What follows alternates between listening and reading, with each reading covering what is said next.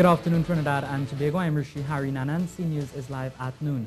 Topping the news at this time, a Morvant couple has been charged with the murder of former museum director Dr. Claire Broadbridge.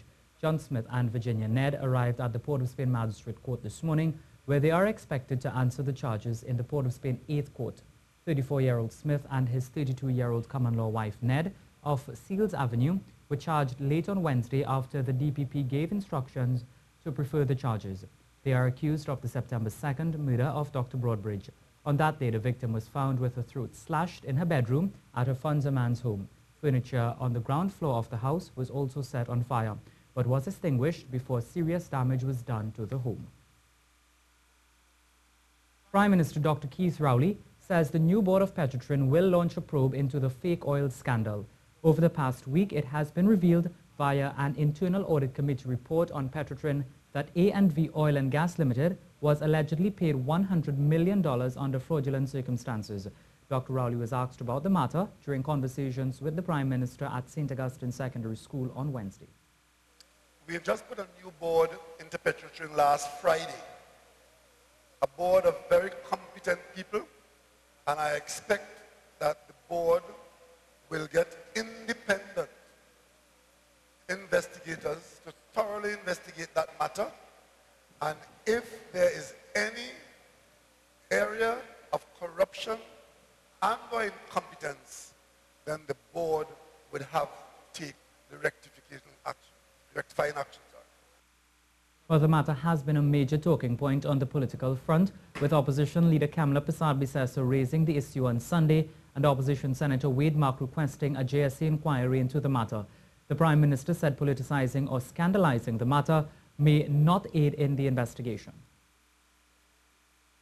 With respect to a lot of the scandalization that is taking place around it, I simply want to say one thing, that if you really want to get something out of an investigation to ensure that whoever is responsible is held accountable, then what you don't want is to convert it into political scandal and foolishness.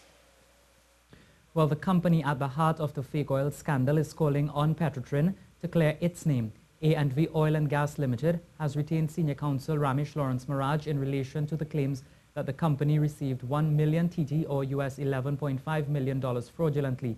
The attorney issued a letter to Petrotrin Chairman Wilfred Espinay asking him or Fitzroy Haywood to withdraw any statements or inferences which suggest that A&V is guilty of fraud and or fraudulent conduct and is in breach of its incremental production sharing contract for the Cats Hill field. They have been asked to withdraw the comments by Friday at 4 p.m.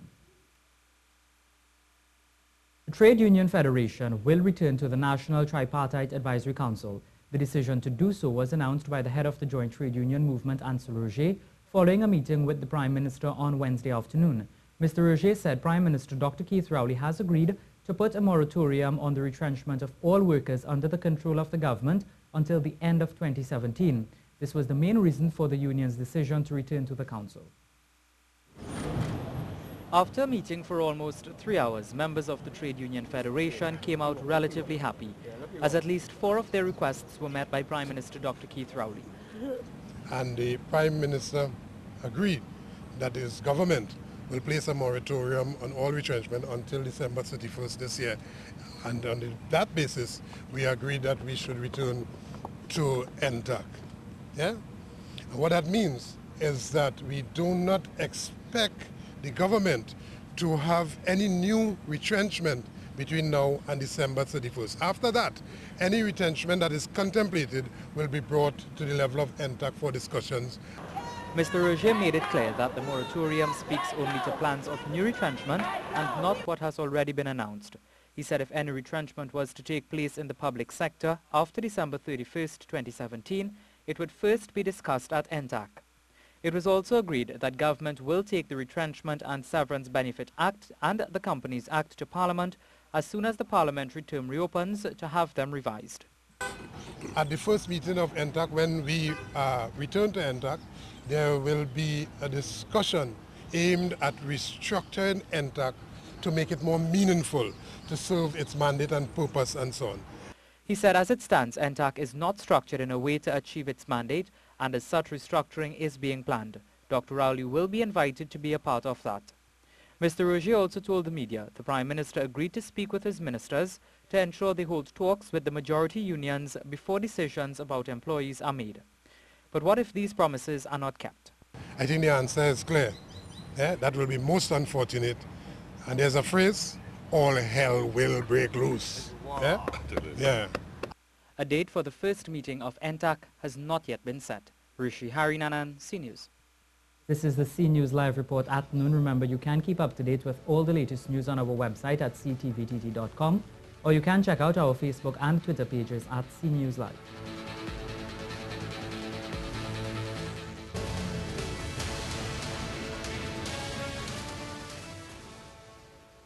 In the wake of the meeting with the National Trade Union Centre, Prime Minister Dr. Keith Rowley has said his government has not used retrenchment as a means to save money. The Prime Minister explained there are 89,000 people on the government payroll, inclusive of public servants, law enforcement officers, teachers and doctors. But he said the priority every month was to pay these salaries. 89,000 people on the payroll. 89,000 people on the government's payroll in Trinidad and Tobago. Many of whom assume that your pay packet at the end of the month is guaranteed because the government has made sure that we move heaven and earth, push around, adjust, borrow, and in some instances, delay to ensure that people remain at the center of these adjustments that we are making. The Prime Minister said while some contracts have not been renewed, the claims of major retrenchment drives are exaggerations. There might be some contracts that have come to an end, and based on priority or needs, we may not renew those contracts. But the bottom line is there has been no policy in this government to manage the gap between expenditure and revenue by mass retrenchment, mass layoffs, and simple reduction in the public service. That is an option which the government has not pursued. To some other news now. Police are investigating a shooting in Laventille which resulted in the death of one man and hospitalized another. At around 5 p.m. on Wednesday, two men were found bleeding along Wharton Street. 38-year-old Kerwin Williams was lying face down on the roadway. He was unresponsive. His body bore gunshot wounds. The other man, Melville Rollins, was found nearby, also suffering from gunshot wounds. Police believe he was hit by a stray bullet. Both men were from the area. Chris James has been re-elected as president of the Tobago Hotel and Tourism Association. This was confirmed in a press release from the association on Wednesday. The president and new board were elected and installed on Tuesday at the association's annual general meeting held at the Magdalena Grand Resort. The new board is calling on all Tobagonians to commit to the Tourism Trust. Minister of Education Anthony Garcia is hopeful the story of the First People will be properly taught to students in the future. Speaking at the launch of the First People's Heritage Week, he said it was clear that what we are taught about our heritage had been distorted. It is important for us today to recognize that those who wrote our history wrote it from their own perspective.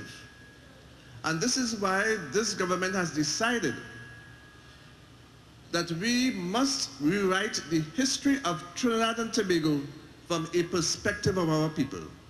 When that history is finally written, the First Peoples will play a prominent part in those texts.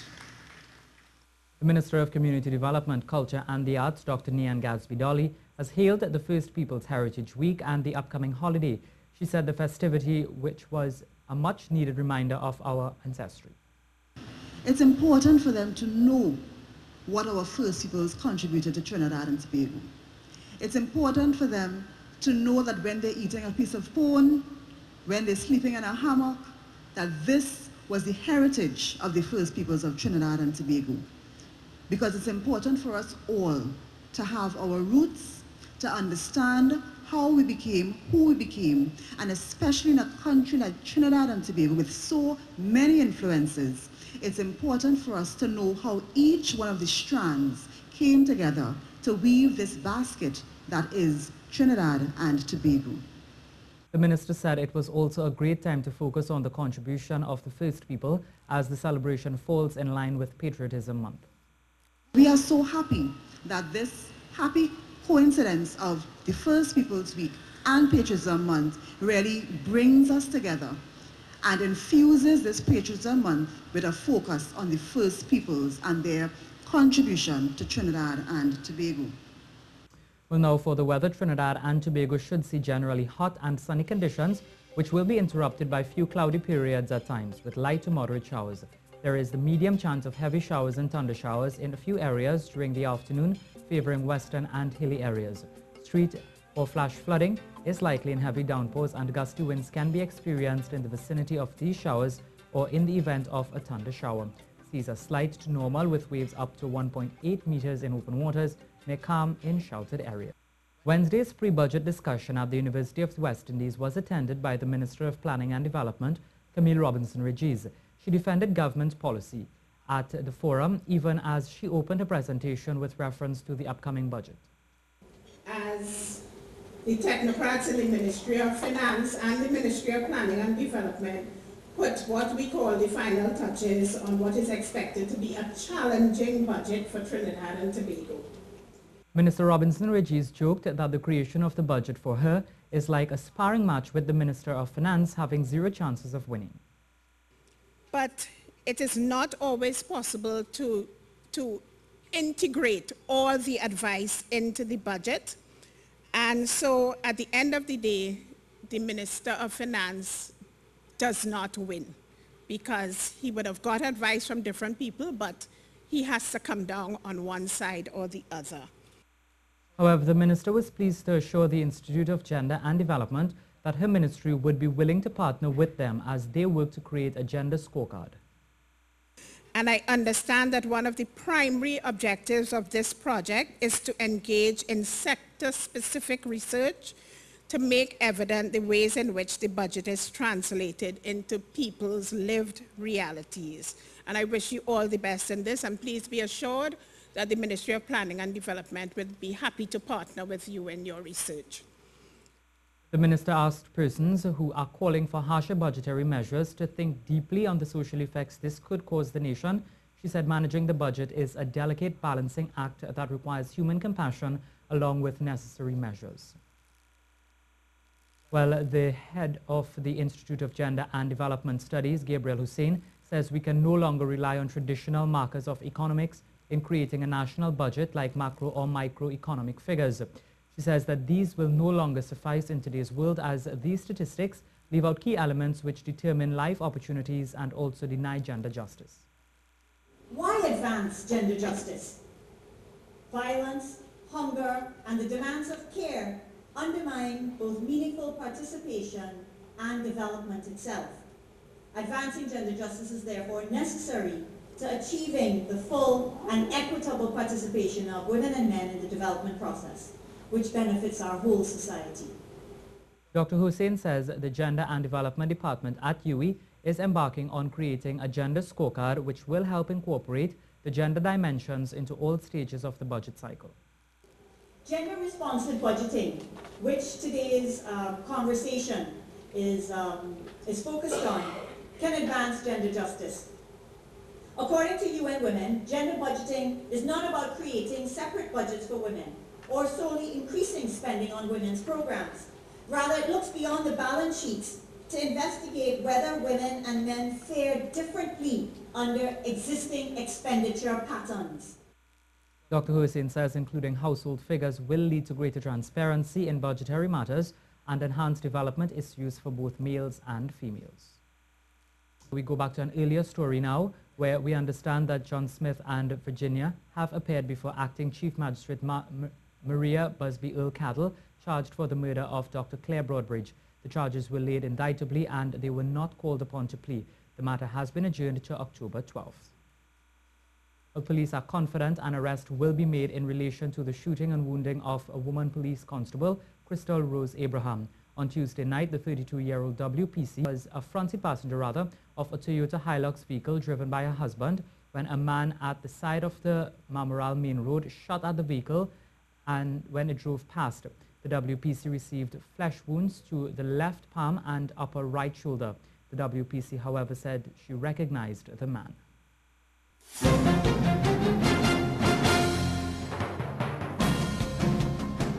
Begin at the Secondary Schools Football League, where Central champs Karapichaima made it 2-2 with a stunning upset over previous leaders St. Anthony's College, beating them 3-1 in West Moorings.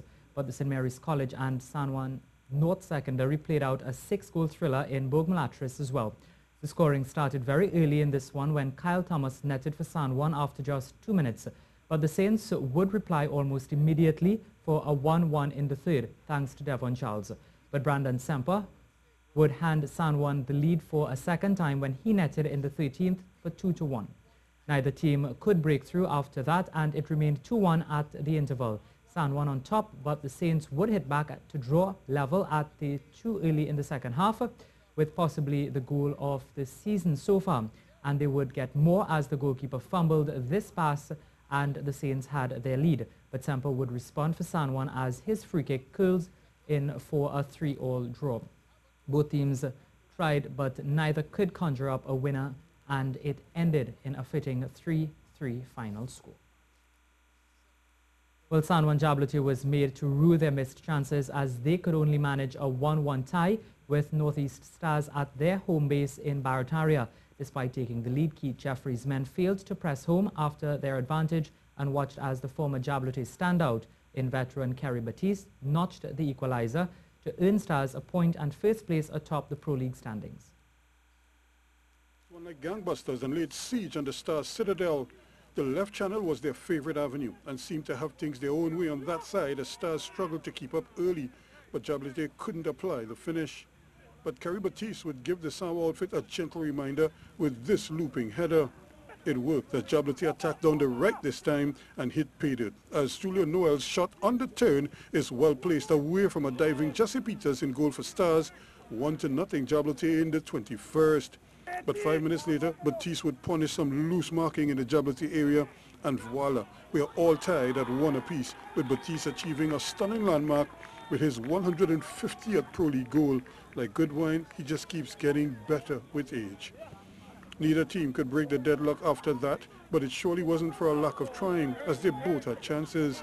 But Jablotay, playing at home, would be cursing their luck, as Peters had their numbers after that. Their own lack of finishing was more to blame for them not getting all 3 points, as they certainly had chances to do so. Still, Lewis almost sank Stars late in the day, but this wonderful foot save by Peters preserved a 1-1 tie. And when the final whistle came, both teams would have been happy not to have lost, but Jablotay would feel as though they dropped 2 crucial points to remain 4th and 14, while Stars stay on top on 18 points. Paris and Los Angeles have been named as hosts of the 2024 and 2028 Summer Games, respectively, by the International Olympic Committee. Both cities wanted to host the 2024 Games, but LA agreed to wait an extra 4 years after the IOC made significant guarantees on funding. The Paris Games, which had fallen short with bids in 2008 and 2012, will mark 100 years since it was last held in the French capital. Los Angeles hosted the competition in 1932 and 1984. Paris and Los Angeles were the only 2 candidates for the 2024 Games after Hamburg, Rome and Budapest withdrew. The Californian city wanted the earlier Games because of its readiness to host, while Paris said its prospective site for the Games would not be available for redevelopment after 2024. The IOC voted in June to award both games at the same time. Well, that's it for sport. Well, that brings us to the end of the C News Report at noon. I am Rishi Harinanan. Remember, for up-to-date and breaking news throughout the day, visit the C News website at ctvtt.com.